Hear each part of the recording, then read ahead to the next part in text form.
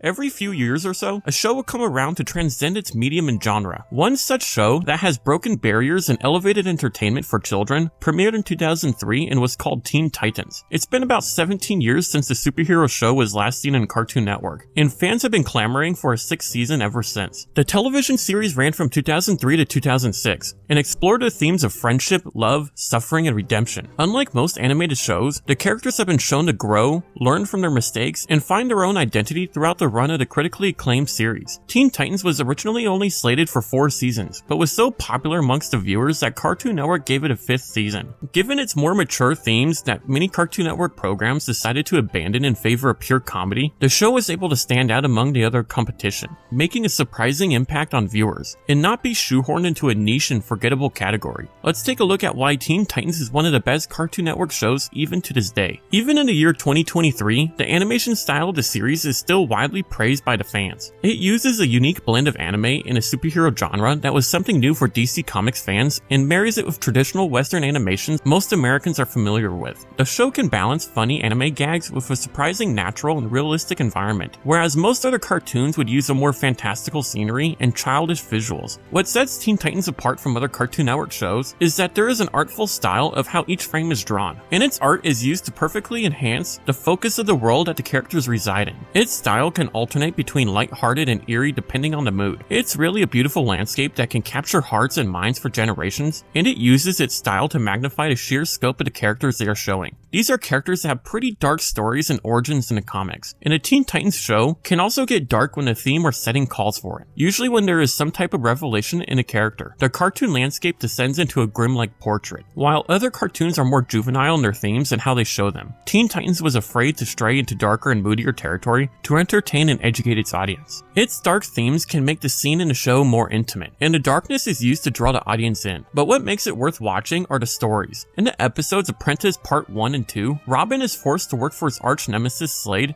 after the villain injects Robin's friends with deadly nanites. These will kill them at any moment if Robin refuses to comply with Slade's orders. The murky ethical and psychological themes in which these episodes in particular are entrenched add a sense of danger hoisted above the childlike, campy humor of the show. The thing that truly makes this amazing show stand out from the rest of the Cartoon Network's original programming is that it has story arcs that develop the characters as the series progresses. Each season of Teen Titans essentially centered around the growth of a different Titan. The first season dealt with Robin's obsession with trying to take down Slade, realizing at the end that they were more alike than the boy wonder realized. The second season was about a Titan newcomer named Terra, who was taken in by the other Titans after witnessing her abilities. She betrays them and joins Slade, but is redeemed when she eventually defeats him and sacrifices herself for the Titans, and essentially her love interest, Beast Boy. The third season focused on Cyborg's journey for acceptance and was particularly interesting as the writers displayed their prowess with subtext, being clever weaving in important issues like race and culture with the character's unique robotic design. The fourth season was a more detailed arc of Raven and how her father Trigon birthed her to end the world. And the fifth season shed light on Beast Boy, who finally defeats his nemesis the Brain when the villain assaulted his former team Doom Patrol. Which brings into a good point. Before the Marvel Cinematic Universe blew everything up, Teen Titans had action sequences that could easily rival the superhero movies of its day. Usually when an episode begins, the Titans are already in full attack mode